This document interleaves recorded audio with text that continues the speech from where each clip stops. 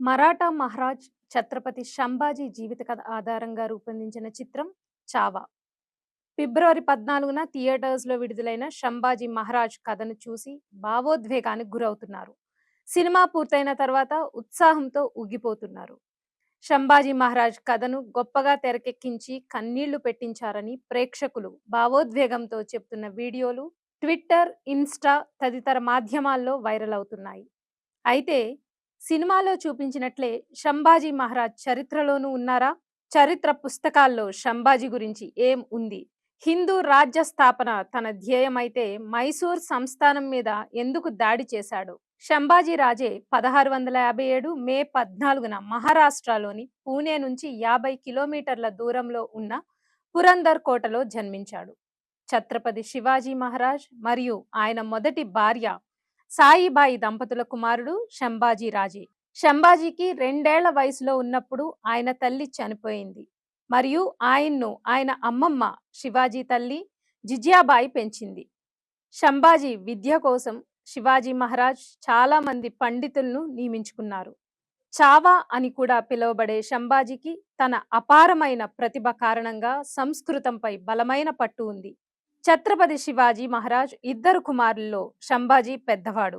శివాజీకి 8 పెళ్లిళ్లు జరిగినప్పటికీ ఈ 8 వివాహాల నుండి ఆయనకు 6 కుమార్తెలు, 2 కుమారులు ఉన్నారు.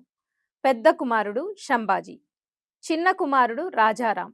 ఇద్దరి మధ్య వయస్సు తేడా దాదాపు 13 సంవత్సరాలు. విశ్వాస్ పాటిల్ రాసిన మహాసామ్రాట్ పుస్తకం మరియు కమల్ గోఖలే రాసిన శివపుత్ర సంభాజీ పుస్తకం సంభాజీ మహారాజ్ తరువాతి జీవితాన్ని ప్రస్తావిస్తాయి. 1674లో శివాజీ మహారాజ్ పట్టాభిషేకం చేసినప్పుడు సంభాజీ అతని వారసుడు అవుతాడని భావించారు. అయితే ఈ కాలంలో చావా గురించి అనేక పుకార్లు ప్రముఖంగా వచ్చాయి.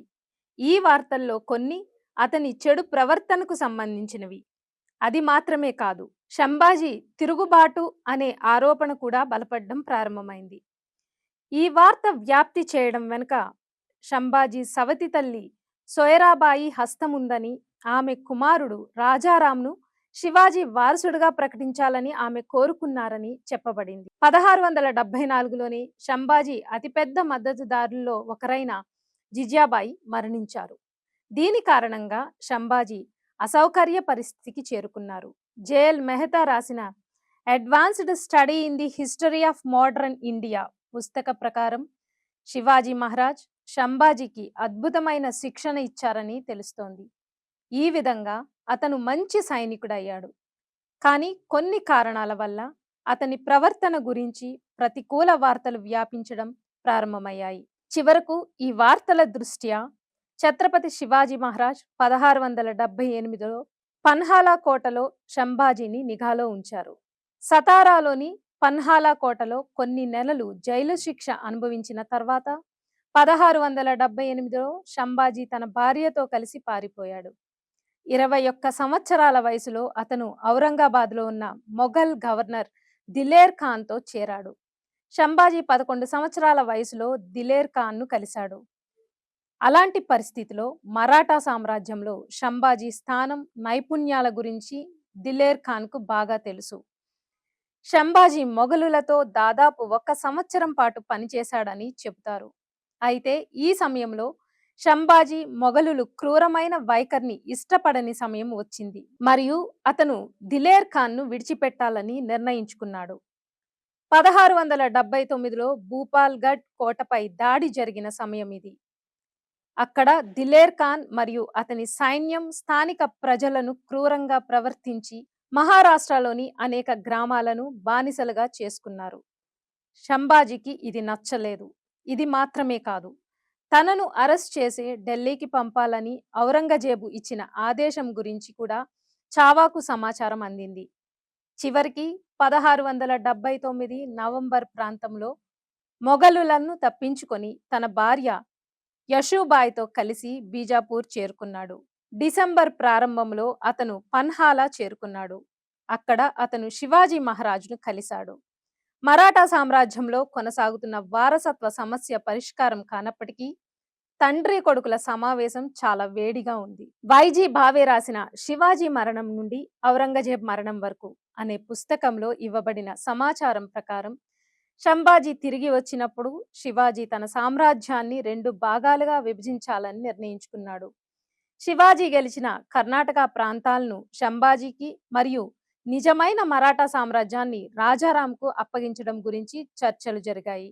రాజారాం పరిపాలించలేనంత వరకు శివాజీకి 8 మంది సన్నిహితుల మండలి ఈ సామ్రాజ్యాన్ని చూసుకోవాల్సి వచ్చింది. మరాఠా సామ్రాజ్యం రాజారాంకు అనుకూలంగా ఉందని శంభాజీ తన తండ్రి నిర్ణయాన్ని వ్యతిరేకించలేదు. అయితే శంభాజీ చెడు ప్రవర్తనకు సంబంధించిన వార్తలు మళ్లీ వ్యాపించడం ప్రారంభమయ్యాయి. ఫలితంగా ఆయన మళ్లీ పన్హాలా కోటలో ఖైదు చేయబడ్డారు. ఛత్రపతి శివాజీ మహారాజ్ ఏప్రిల్ 3, 1680న మరణించారు. ఆయన ఎవ్వర్నీ వారసుడని నియమించలేదు లేదా వీలునామా కూడా రాయలేదు.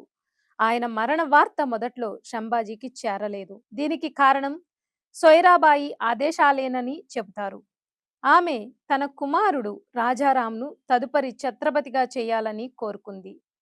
ఏప్రిల్ 21, 1680న రాజారాంను శివాజీ మహారాజ్ వారసుడిగా నియమించారు మరియు ఛత్రపతిగా ప్రకటించారు. అయితే శంభాజీకి దీని గురించి కొంతమంది మరాఠా మిత్రుల నుండి సమాచారం అందింది. సమాచారం అందుకున్న తర్వాత 22 ఏళ్ల శంభాజీ కోట ప్రధాన గార్డును చంపి పన్హాలా కోటను తన అధీనంలోకి తీసుకున్నాడు. కోట సైనికులు కూడా శంభాజీ ఆదేశాలను పాటించడం ప్రారంభించారు.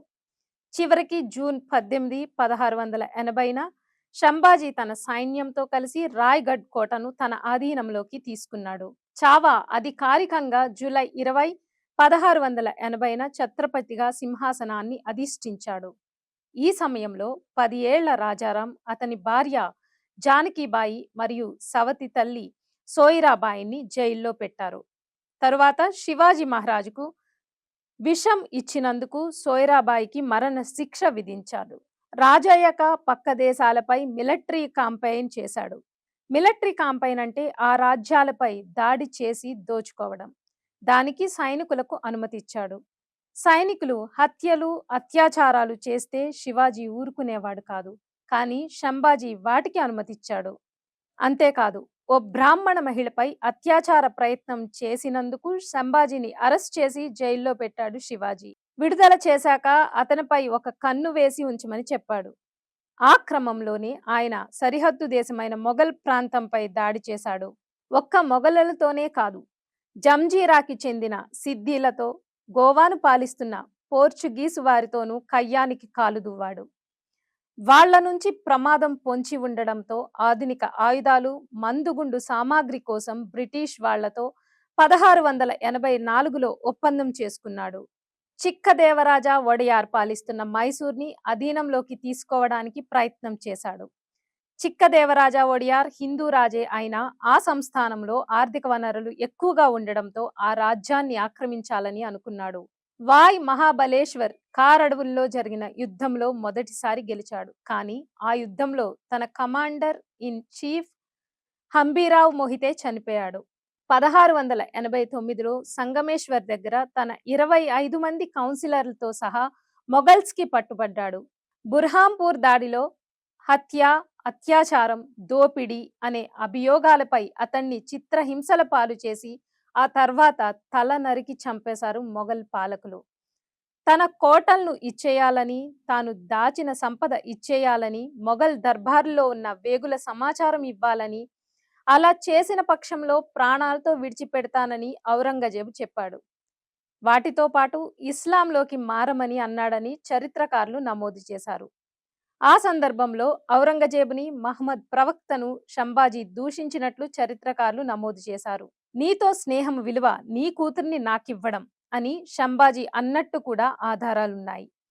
శంభాజీ మరణానంతరం తను బతికుండగా రాజు కాకపోయినా రాజారాం రాజయ్యాడు. రాజారాం చనిపోయాక తన కొడుకు పసి ప్రాయంలోనే శివాజీ ఈ రాజయ్యాడు. ఔరంగజేబు మరణానంతరం గద్దెనెక్కన బహదూర్ షా జాఫర్ ఈ శంభాజీ మహారాజ్ కొడుకైన సాహుని విడుదల చేశాడు. దీంతో సాహు మహారాజ్ మరాఠా పీఠం ఎక్కాడు.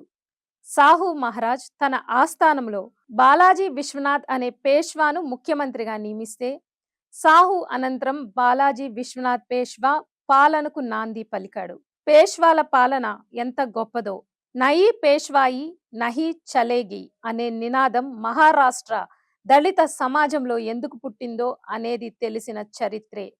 ఈ పరిణామాలన్నీ సంభాజీ మరణించిన 20 ఏళ్లలో జరిగాయి.